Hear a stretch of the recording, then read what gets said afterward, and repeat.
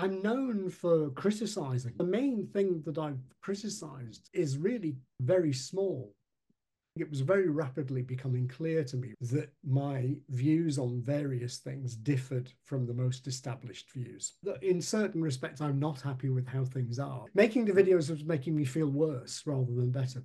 Just at the very moment I was about to give up, I got sort of this close to giving up. And some of my friends, know that I had, deep conversations with them saying, should I give up? And I hesitated there because I feel almost guilty saying this now because my success came so quickly. And it might disappear tomorrow. I don't take it for granted that it's going to go on and on and on.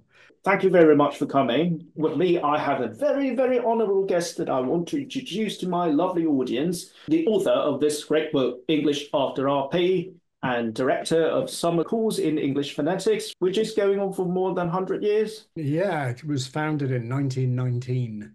Exactly. And unlike me, a very, very successful YouTuber, Dr. Geoff Lindsey. How are you? I'm fine, Ben. Okay. Good to see you online. Good to see you. First question. Why did you start a YouTube channel in the first place? I think it's not a very usual choice for an academic person, let's say. Well, I mean, I'm semi-academic. I left my regular academic career way back in the 1990s. I haven't really been a full-time academic since then. And some career into film production, direction. Yeah, I left academia with no real intention of going back to it, to be perfectly honest. I never was able to get away from academia for very long, much to my surprise. Because people need you, I guess. Much to my surprise. I found myself doing bits and bits of fill-in teaching and this and that. And then when my TV work was quite slow, limited, it was 2003. I built a website advertising myself as a private pronunciation teacher. There was no Skype then. There was no Zoom then. That's the website and the blog, right?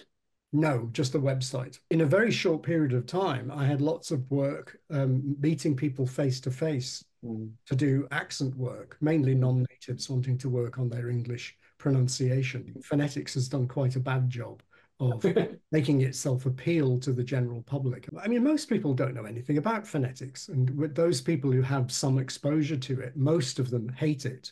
It's only a small minority of people who like phonetics. And I realized that there was demand for work in phonetics and pronunciation. So I decided to supplement my income. Did you have your own office, like a little place? Yeah, just a little place. Would meet people in London. I did that for a while, and then I was just doing the film and TV stuff. It became clearer and clearer to me, something that people are very familiar with already, which is it's very, very difficult to get anywhere in the show business, in the media. Far more people want to be actors and want to be people working in film and TV than can. So it's extremely competitive, and you need lots of talent and you need lots of luck in some combination. And given that there was this building interest in teaching online, that's when I think I set myself up as an online teacher. I was getting enough work doing that I decided to do that. So I found myself back in the world of phonetics. There were two reasons to do the blog. The noble one was that I wanted to get my ideas out there because I think it was very rapidly becoming clear to me that my views on various things differed from the most established views.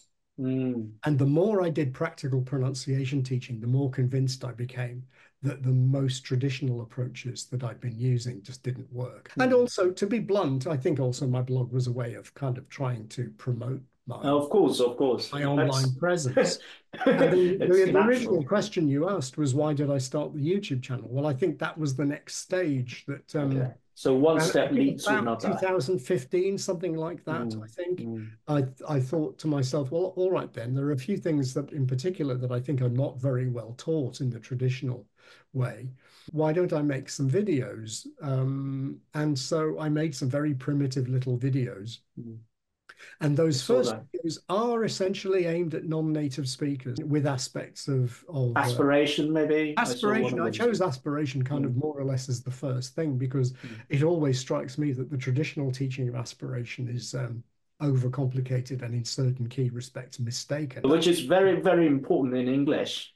It is, yeah. And the fact that English doesn't really have a voicing distinction, it has something else instead. It has a heavy functional load. It makes a big difference. But this is something that I found tricky because you've got very good books into teaching pronunciation, blah, blah, blah. Whether you agree with their particular perspective, that's another matter. But the problem is those people enjoy reading them, see the value of them, usually know a thing about phonetics already. Those who don't, they wanted to learn pronunciation. The first thing they would like to go to is a teacher instead of reading a book. Most people don't want to read books Exactly. about technical things. If you want to play the piano better, what do? Read a book about it? Exactly. If you want to drive a car, what do? Read a book about it? I've got exactly that book for my upcoming test anyway. Well, that's because, I mean, I often use learning to drive as an analogy. There's a whole set of symbols you have to learn. There's a theory part.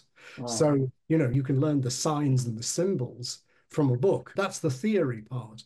Most of driving a car is getting the car to actually move, and that you don't learn from a book. Of course, of course. Are there any plans to take your channel forward? It's a great question. I don't know exactly, but I do devote quite a bit of time to this. Of course, my channel now is very, very different from those first videos that I made. They didn't get many views, and then COVID came along and lockdown. But they're pretty useful, if you ask me. Thank you. One of the things I did to occupy myself was to go back to making videos. The next lot of videos I made were a bit more ambitious, but still didn't get many views. It's quite frustrating. Era videos were a bit more sophisticated, slightly more designed to entertain, slightly took longer to make, but again, weren't getting many views. And I was putting increasing amounts of time into this. It was becoming a more and more time consuming. I was enjoying making them, but I felt that the number of views they were getting didn't justify the amount of time I was putting. Yeah, that's very frustrating because you haven't had any experience of making one, even a very short one. You're not going to get the taste of how frustrating it could be, especially if your livelihood depends on it. Yeah, well, I mean, at that time, I mean, I wasn't making anything from the videos, and I don't know. There's a stressor that you have to pass it. Yeah, exactly. Yes. You have to have a certain number of people have to watch your videos for a number of hours in a year. Subscribers, number of subscribers. The channel becomes, you need a certain number of subscribers in order to monetize the channel. Because there's a difference between packaging established information for a general audience, which is the typical kind of popular science channel on YouTube. Which is great. A lot of people enjoy. I watch a lot of those sorts of channels. But Me too. That was never what I wanted to do in my blog. I had my own views on things, and I wanted to share those with people. And then the next stage that happened was that the Queen died, and we got a new king. And so I'd always been thinking about topical events to hang videos on to try and get more attention. Because Charles has quite an old-fashioned voice, I thought people are now interested. For the first time in most people's lifetime, we have a new new monarch. I decided to make a short video describing his accent. Well, it just so happened that a lot of people were online searching for Charles, and it just so happened that the algorithms detected my video, and that video suddenly got far more views than any of my other ones. A lot of the people who clicked on that video checked out the rest of my channel and saw my back catalogue and watched some of those videos. If I'm right about that, that's 6 or 7 years before one sort of went semi-viral. The stroke of luck happened just at the very moment I was about to give up. I got sort of this close to giving up, and some of my friends know that I had deep conversations with them saying, should I give up? People I knew who already had more success than I did on YouTube, because I think there's a bigger audience for them. I mean, I've just passed 275,000 subscribers. Yeah. Congratulations, I Thank you. have to say. Do you plan to make an online course or something, like an online way of teaching people based on the YouTube videos? Well, I mean, of course, it's a way to go. It's a matter of whether it's going in the direction you want to go in. It's a bit like the question of, have I thought about writing a textbook? Yeah, It's something like similar. that. I mean, it's just that making an online course is what people do now instead of writing textbooks. So just 2 days ago, literally, I got this book. I was surprised because it's not that thick and it's regarded as one of the classical texts. I've never read it, that one. Really? I'm not sure you can see it, but it touches also on the Intonation. intonation, which it's very hard to manage. Have you considered doing something like this? I've considered it, but perhaps the bluntest answer is that there are only so many hours in the day. The reality of my YouTube channel at the moment is that it's a full-time job for me. I would like to decrease the amount of time and effort it takes me to make my videos. And there are various ways that that could conceivably happen. My videos just, they seem, I'm using the word seem because I don't feel completely in control of this. What's happened is quite sort of naturally, since I started getting more views, my videos have tended to get longer and more complicated until they reached a certain kind of a length of about sort of 20, roughly 25 Which minutes. happens to other channels as well. Well, the thing is that in certain respects, I'm not happy with how things are. If my channel has a unique selling point, the main one anyway, would be the way that I edit clips to show details of pronunciation in a way that very few other people do. Yeah. When channels reach a certain level of success, the first thing that they typically farm out to somebody else is editing. And editing in many ways is the last thing I want to farm out to anybody else. If you look at very successful YouTube channels, I mean, they're teams. So you've maybe got a presenter and people think of the channel being that person. But in fact, very often, if the channel's really successful, there are researchers finding topics. There are writers. There are people writing the scripts, etc., etc., etc. Do you write your own script? I can imagine. I do absolutely everything on my videos. There's nothing that anybody else does on any of my videos. This is the part that I hate most after editing, let's say. It's the writing of the script. Probably what I like the most. I mean, I'm open-minded. I like to think. Sometimes people are control freaks, and I'm sure there's an element of control freakery in myself. I'm sure there is. So, and we shouldn't underestimate other people's talents. Not only that, but if somebody else got involved in making my videos, I'm completely aware that they could and perhaps would bring new ideas that I'd never have thought of that would be better than some of my ideas. I mean, and let's be quite clear about this. I don't think that my videos are technically perfect. The lighting, the visuals, and all that kind of stuff, the sound. No, I mean, then it takes time to grow in those aspects. Well, and maybe you don't even need to, because if you look at the most successful YouTube channels, some of them are really quite low tech. I mean, there's a YouTube channel I watch a certain amount, Anton Petrov. He talks about science, mainly astronomy, mainly astrophysics. His videos are incredibly low tech. They're just him, his face sitting in the corner, talking for 10, 15 minutes about some current topic in science. His Patreon name list at the end just goes on and on and on and on and on and on and on. And he deserves all of the success. But what I don't understand is how he actually makes the videos, because he posts, I think, more or less every day. I'm sure when he started, he was doing it all on his own, but I don't know what his work methods are. I don't know what kind of team he has. I'm presuming there is a team. That's not a criticism. And I hesitated there because I feel almost guilty saying this now because my success came so quickly. And it might disappear tomorrow. I don't take it for granted that it's going to go on and on and on.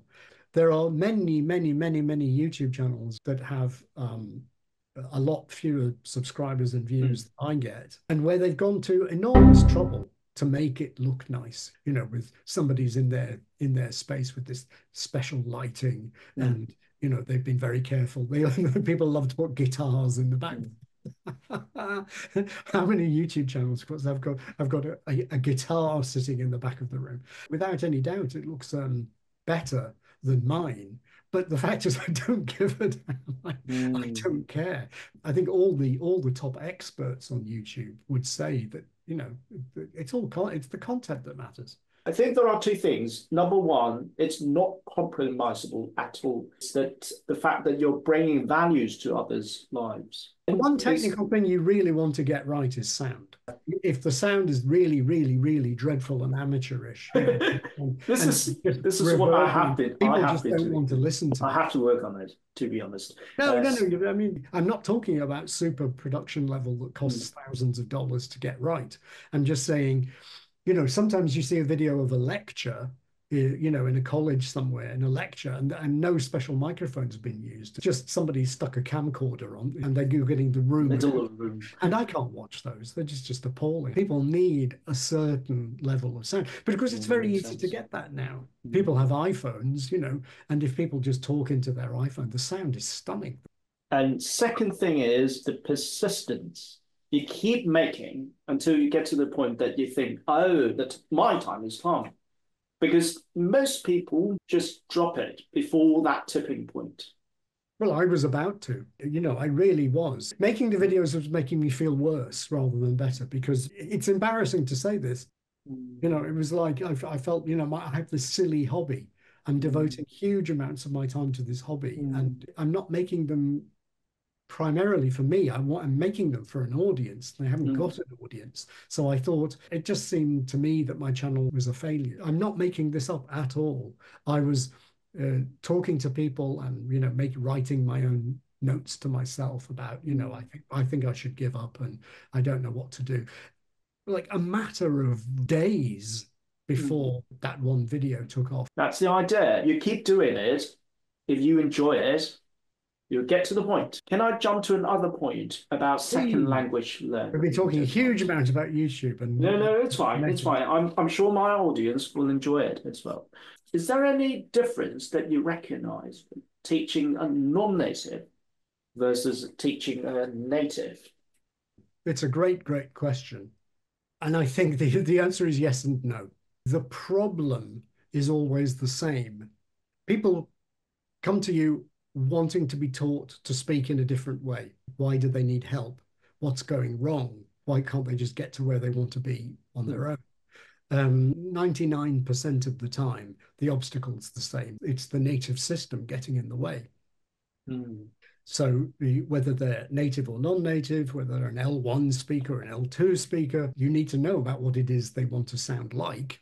You also need to understand their native system. So you've always got to adapt to the individual, but the sense in which there's no difference is that the problem is almost always the same. I'm sure you can imagine my frustration. There was one time I'm giving a piece of homework to one of my students, asking him to practice some Cantonese words. He was saying that, why are you asking me to do Cantonese work?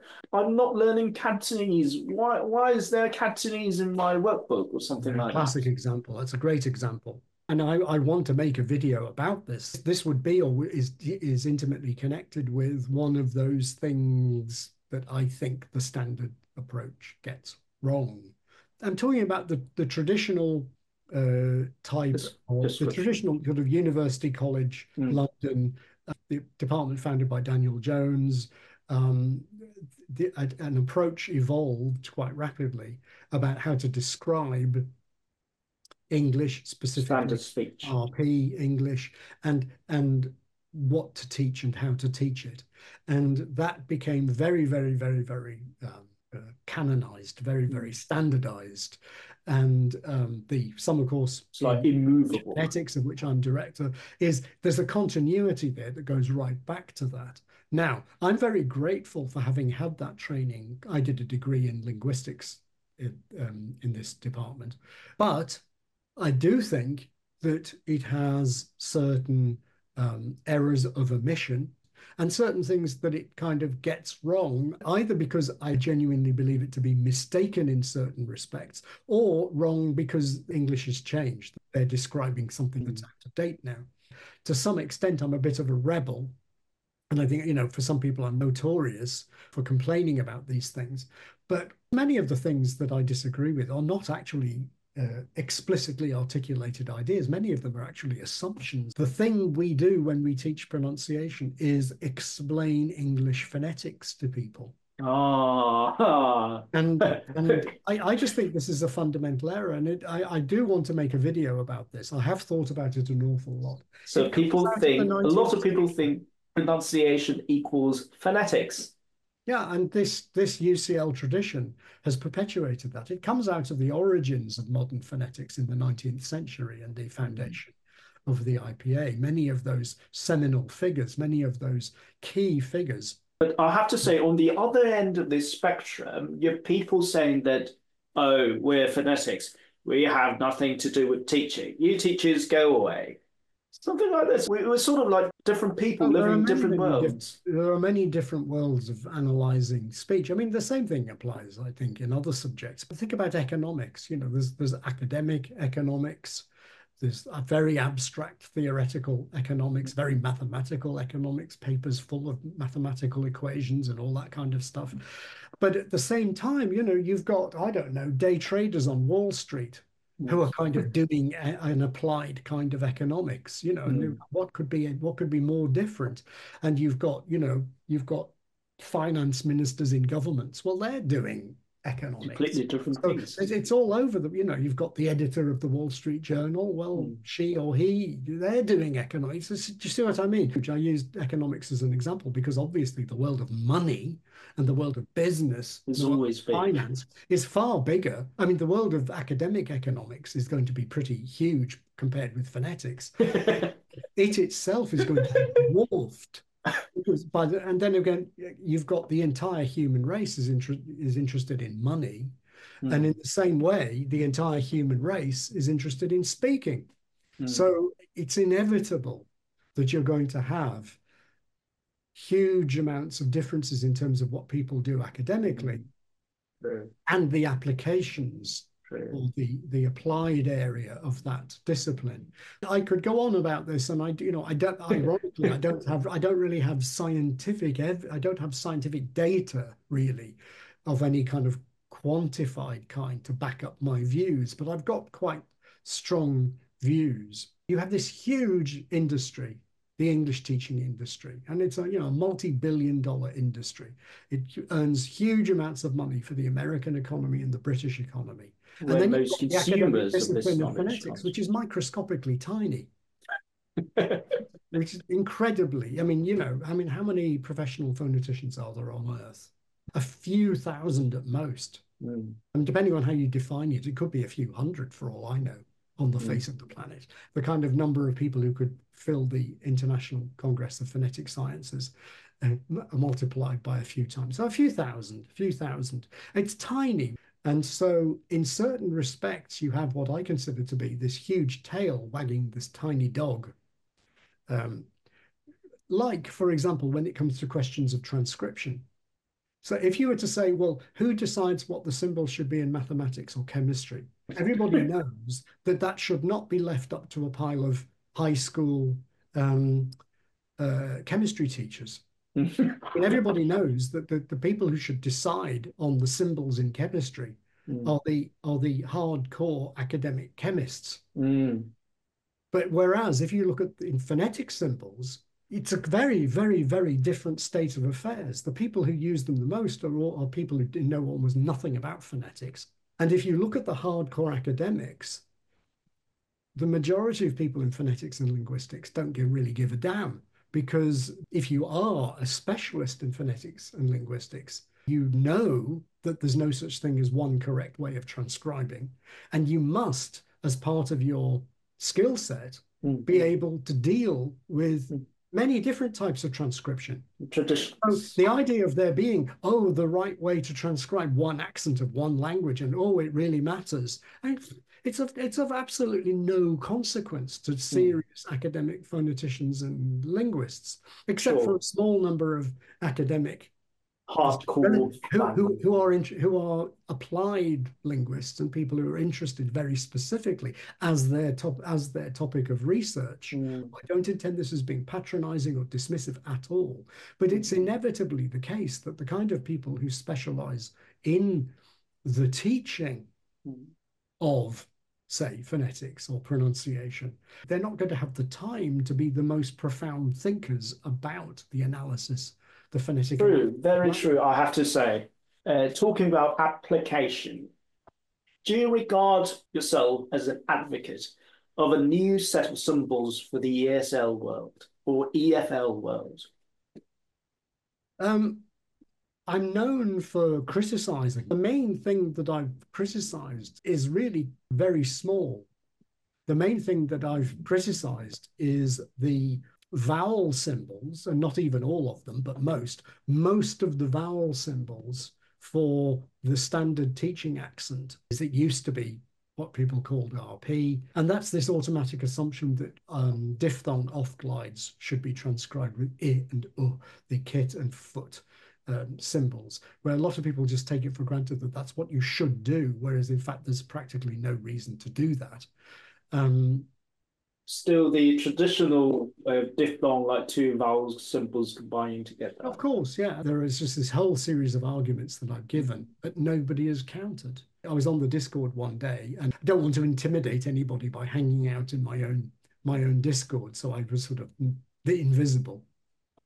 And somebody joined one of the chat rooms, the channels on the Discord channel, and said, "Oh, I've just joined. The reason I've joined is I want somebody to point me in the direction of the best criticisms of Geoff Lindsey's analysis." How Because cool is that? I think his work's very interesting. It's exactly what I would have done in this person's position. But of course, nobody could answer his question because there hasn't been any real critique of the things that I've said.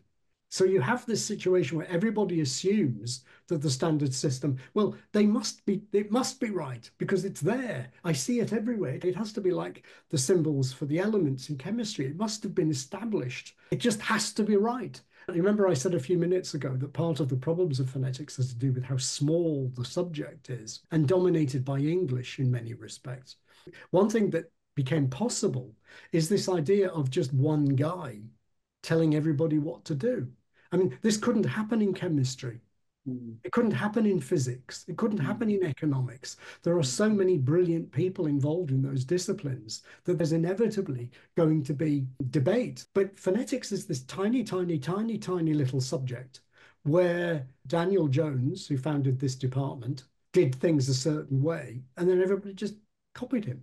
And then his successor, as head of the same department, came along, Gimson, and he changed a few things, and then everybody copied him. And then John Wells, the third guy who had the chair of this department, he came along and made a couple of little small changes. Everybody adopted those. When John Wells came along and made his propositions, how much debate was there about whether we should do what he proposed? None.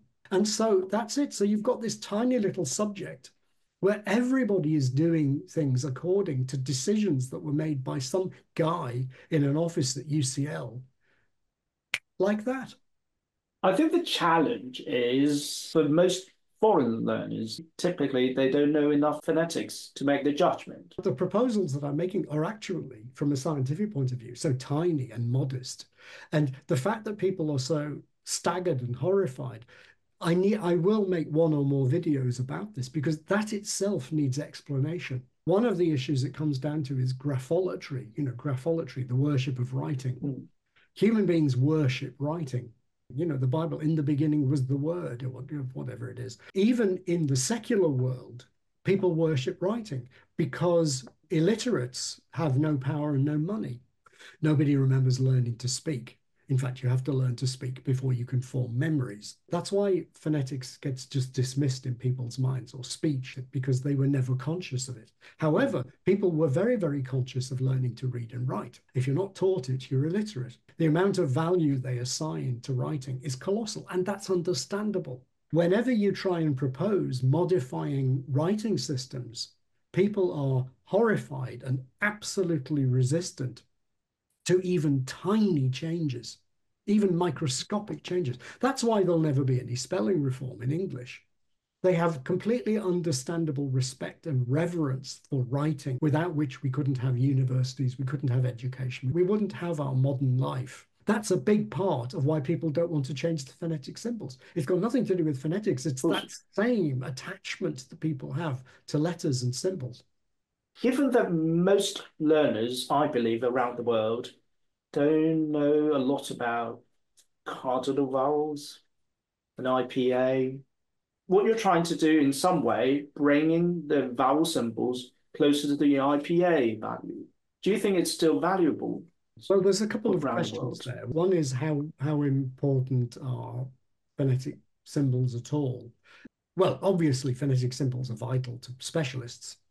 In order to be a linguist and particularly a phonologist. For learners, they're also very helpful. Yeah, indeed, indeed, indeed. The main reason that phonetic symbols are of use for English learners is because the spelling system is so unreliable and so people sort of overestimate what those symbols are doing. Some people sort of seem to think that transcription represents some kind of deep reality. And of course, that isn't the case at all. The phonetic transcription in dictionaries, it's essentially just regularized spelling. That's all it is. Where the spelling works, like say the word bed, B-E-D, bed, because that's what it is. If you take the word head, we've got this stupid anomaly in English where instead of writing it like bed, instead of it being H-E-D, there's an A in there. The A is in there for some historical reason, and the English is this crazily conservative spelling system that retains historic spellings, which has some kind of value, but is very unhelpful to the average learner of English. So in phonetic transcription, you just fix that irregularity. You say head rhymes. This is a very interesting way of looking. So, well, that's just what it is. Same with dead, etc., bread. And where you've got a double sound, but only one letter, you can show that too. Well, say like mini and tiny, mini and tiny. So that's very, very confusing because you've got I-N in both words, mini and tiny. Well, why is the letter I pronounced in these two different ways? A word like tin is T-I-N, tin, like bed, B-E-D. If it's simple, just leave it simple. You don't have to do this, by the way. It's not people are so used to seeing it, but you don't have to do it that way. You can show that particular kind of vowel quality by using two symbols to show the change. I. That's what people are used to. But do you see what I'm trying to say? Or like fish, sh is not a two-part sound. So we tidy that up and we use just one symbol. Before there was IPA, there was this, visible speech. And there's IPA below it. From basically different ways of recording the sound, shall I say. So why the first one was visible speech that Bell invented, and it was used quite a lot in quite a lot of books in the 19th century. So why was it completely replaced with the IPA? Because from a phonetic point of view, visible speech is better. The shape of the symbols is related to the articulators, right? So it's a very phonetic way of writing. So why was it replaced by an inferior system? It took over because people could read it, because most people around the world can read Roman writing. It's entirely pragmatic. Europeans are all comfortable with Roman writing. In China, you've got pinyin, Romanization. Japan, you've got romaji. Gradually, over the past couple of centuries, a majority of the world's population has become comfortable with one form or another of Roman writing. And so basically, you've got symbols that look like letters that people are familiar with. If all the world's writing systems were as close to pronunciation as, say, the Spanish writing system, there would be no need for the International Phonetic Alphabet. But English is hugely, hugely, hugely taught to an incredible degree on this planet. And it's got an unbelievably stupid spelling system. but it's complicated and it's full of inconsistencies and exceptions, far more than most writing systems. And the solution to that is a tidied up form of spelling. Remember, of course, that you have lots of dictionaries that use a respelling system. If a dictionary is aimed at native... BBC Pronunciation Dictionary, is that one of them? Well, there's a tiny little Bible thing. Well, or the best-selling dictionary in the United States, the Merriam-Webster Collegiate Dictionary, which is a weird mix. It has a few IPA symbols in it, but it's mainly the vowels are all done through respelling. Any dictionary that's aimed at natives, remember, native speakers don't know phonetic symbols at all. What they want is a regularized form of the spelling system they're familiar with. It was a two-part question. One part was, should we do phonetic symbols have any value? Yes, absolutely. Because, you know, people need to know whether it's row or row. You know, people need to know whether it's wind or wind. And you could use anything. You could use emojis or IPA or respelling. You could, as long as people have a key, as long as there's a key to sort it all out, to work it all out. The other part of the question is where the symbols are out of date, should they be updated? You have to realize just how excessively people do this. You know, like whether or not you have a U in color. People go, oh my goodness. And people have huge debates about whether the ending I's should be ISE or IZE. When the difference is microscopic, it's tiny. And people still get obsessed about it. Like it's terribly important. But remember that the changes that I've proposed for standard Southern British English are very small. It's just, you know, some of the vowels and most of the changes, and it doesn't change the symbol that much. It makes more phonological sense. Yes, absolutely. It makes more phonetic sense and more phonological sense. And also, if you're teaching people who don't know any symbols already, it's much easier to use. I don't spend minutes or even seconds of my days lobbying or acting or working to change these vowels. Some people think I am, but I don't spend any time on this at all. If it's going to happen, it needs to be done by other people. I think for the average English learner, yes, it is helpful. Yes, absolutely. Yeah, my point is this: is that it will make things. No, I'm not expressing myself very clearly. Sorry to be so inarticulate. But what nobody ever seems to take into account is the students of tomorrow. The people who haven't learned any symbols yet are not going to have any more problem learning more accurate symbols than they are learning inaccurate symbols. I mean, some people say to me, well, would it make any difference if you taught more accurate symbols? Well, what would it tell you about phonetic symbols if it doesn't matter whether they're accurate or not? They're rubbish. If it doesn't matter whether phonetic symbols are rubbish, why are you using them at all? The only reason they exist is to say, look, the spelling isn't telling you how it's pronounced. This is. Yeah.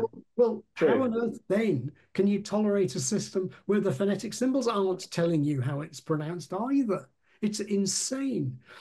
But I'm old enough to remember when the UK decimalized its currency. So we used to have, you know, 12 pence in a shilling, 20 shillings in a pound, 2 shillings in a florin, 2.5 shillings in half a crown, 21 shillings in a guinea.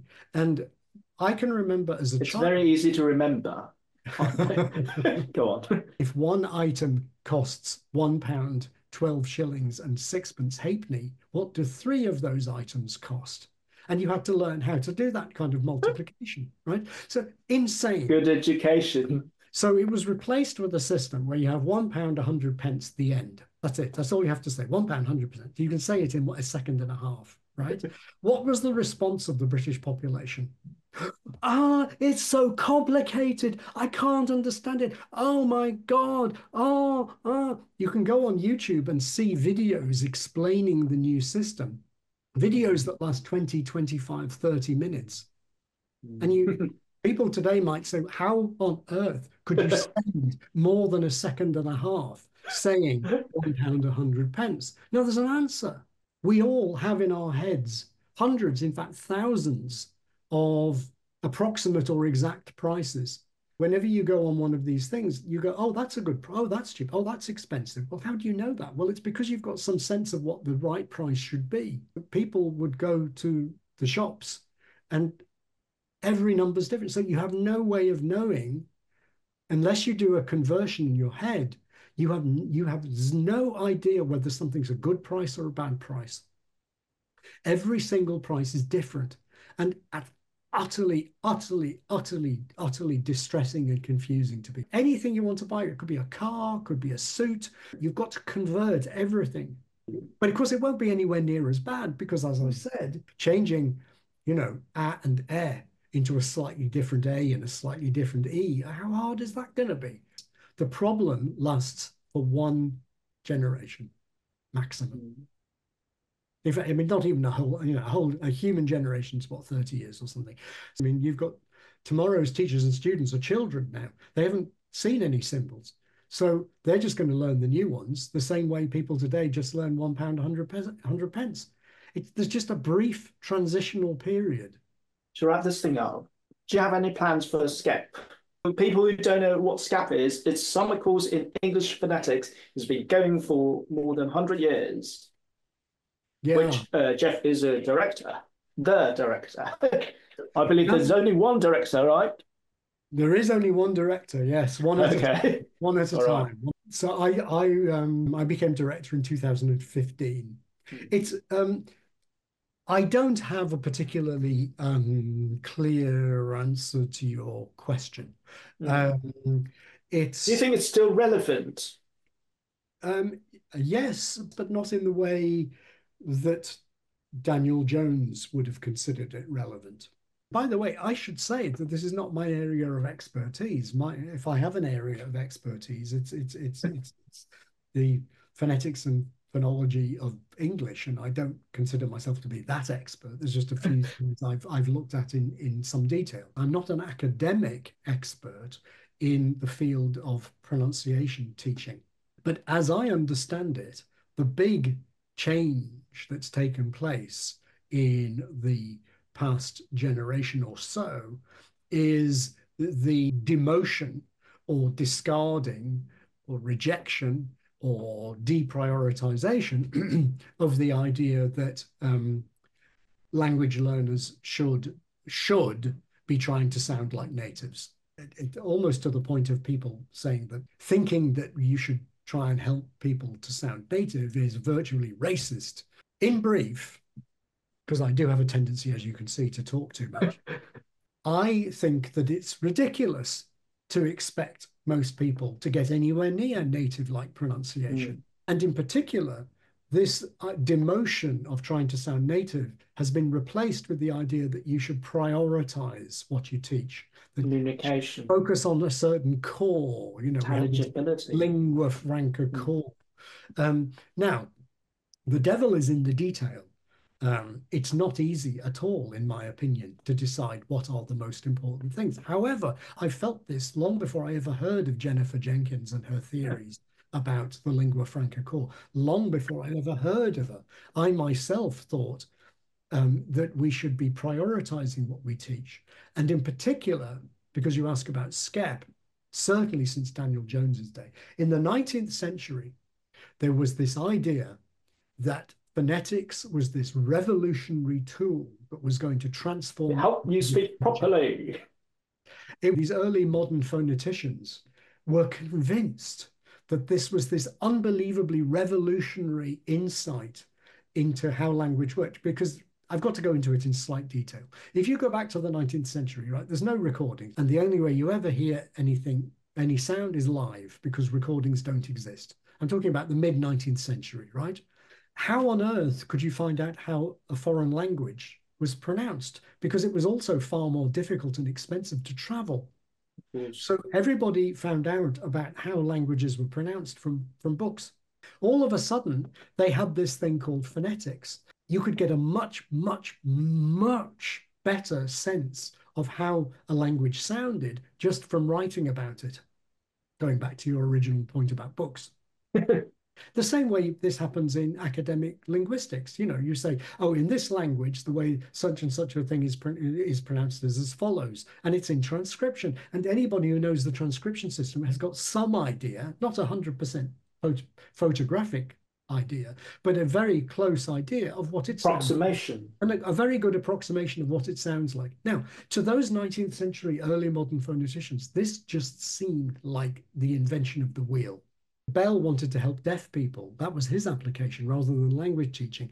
But most people like Daniel Jones and Henry Sweet, they saw as being the great point of phonetics. And they very rapidly came to the conclusion that this should be where you begin the teaching of a language. Now, in my opinion, what's ridiculous is that that philosophy has persisted for a century in the minds of many people. I've heard phoneticians quite recently say to audiences of students, if you want to pronounce a foreign language well, you have to learn phonetics. Now, I just don't believe that's true, because we live in a world today where you with can the recordings. Yes, and the internet. You get young people who pronounce English far better than their teachers at school. I mean, I'm talking about non-natives. I've asked people, how on earth do you get to have such amazingly good English pronunciation? Of course, they don't say, I studied phonetics. What they say is, I spend 5 hours a day playing video games online.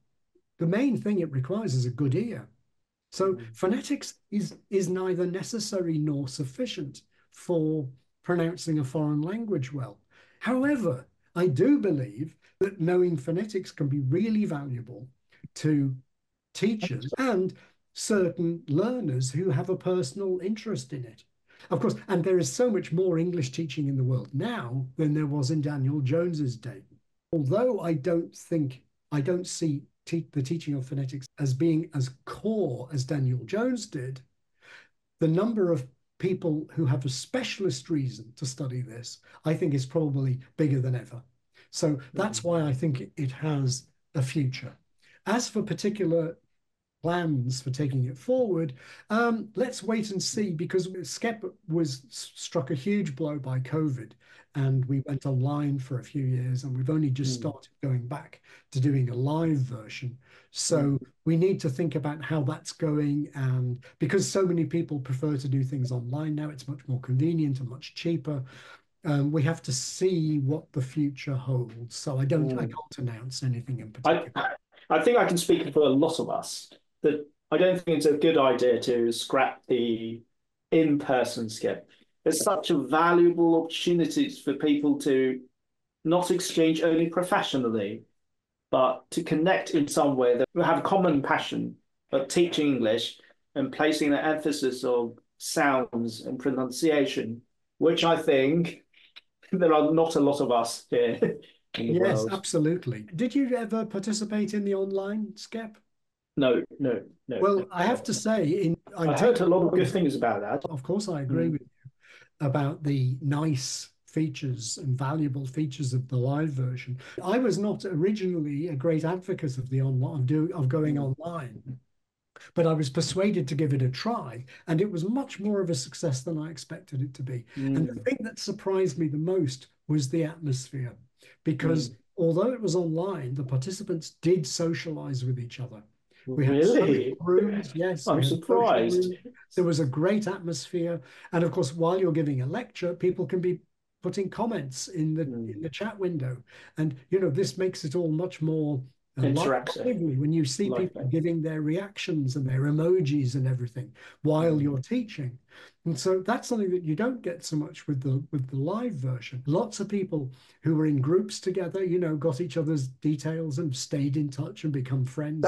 That's a good way of running things. Applied equally to the online version.